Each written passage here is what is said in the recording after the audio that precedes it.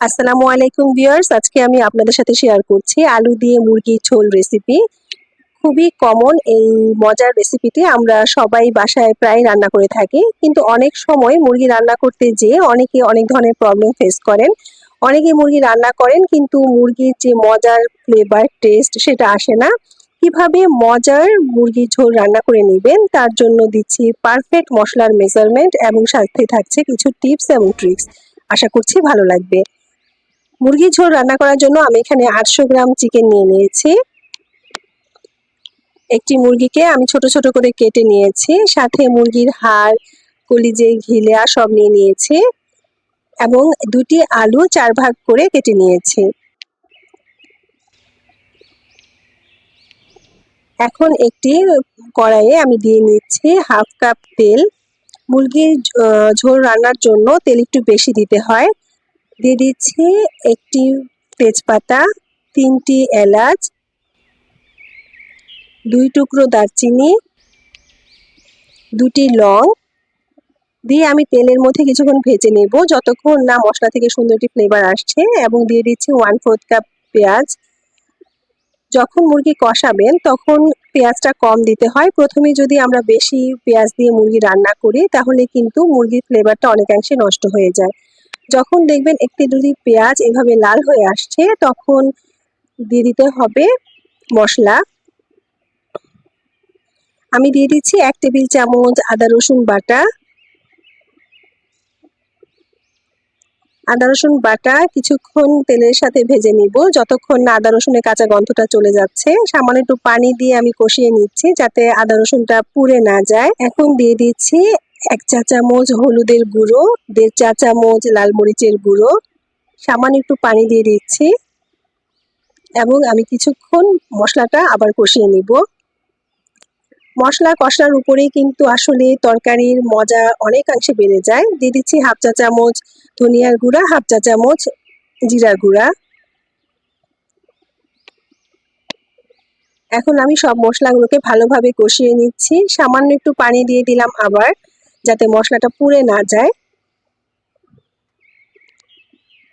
এখন একটু সময় নিয়ে মশলাটাকে কষাতে হবে যতক্ষণ না মশলা থেকে সুন্দর একটি ফ্লেভার বের হচ্ছে।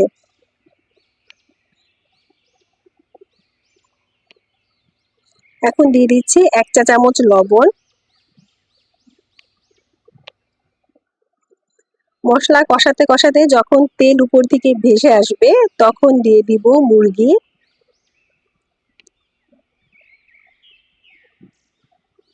মুরগি দিয়ে আমি মশলার সাথে ভালোভাবে কষিয়ে নিব। 4-5 মিনিটের মতো কষাতে হবে। এর মধ্যেই দেখবেন সুন্দর একটি ফ্লেভার আসছে মুরগি থেকে। এখন দিয়ে দিতে হবে আলু। আলু দিয়ে আমরা আরো 4-5 মিনিট কষাবো। তাহলে আলুটাও মশলার সাথে ভালোভাবে মিশবে এবং তখন আলুটা খেতেও খুব ভালো লাগবে।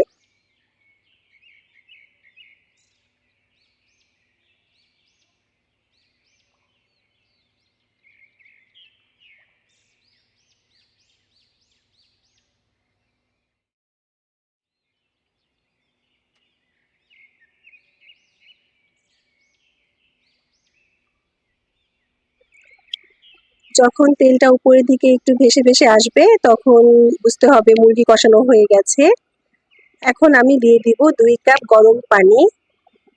এই 2 কাপ পানিতে আমার মুরগি আলু ভালোভাবে সিদ্ধ হয়ে যাবে এবং পারফেক্ট ঝোলটাও থেকে যাবে। এখন আমি দিয়ে দিচ্ছি 1/4 কাপ পেঁয়াজ। এভাবে পরে পেঁয়াজ দিলে মুরগিটা খেতে খুব ভালো লাগে।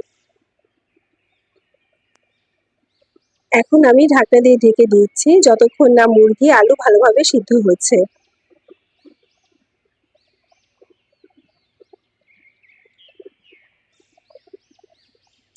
মাঝে একবার ঢাকনা খুলে আমি একটু নেড়ে দিচ্ছি। এতে করে মুরগির ভিতর মশলা ভালোভাবে পৌঁছাবে। এখন আমি আবার ঢেকে দিচ্ছি যতক্ষণ না আলু মুরগি ভালোভাবে সিদ্ধ হচ্ছে।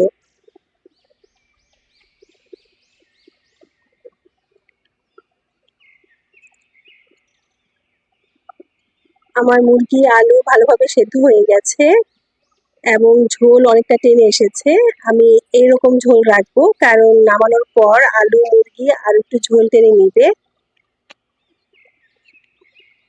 এখন আমি সার্ভ করে দেখাচ্ছি। দেখুন কতটা ইয়ামি দেখাচ্ছে, আর এটা রান্না করলে বুঝতে পারবেন কতটা মজার হয়। এভাবে মুরগি রান্না করলে দেখবেন মুরগির যে মজার একটা ফ্লেভার সেটা কিন্তু খুব ভালোভাবেই পাবেন এবং মুরগি খেতে হবে খুবই অসাধারণ। এই মুরগির ঝোল গরম ভাত, পোলাও, খিচুড়ি, রুটি, পরোটা সবকিছুর সাথেই খেতে খুব ভালো লাগে।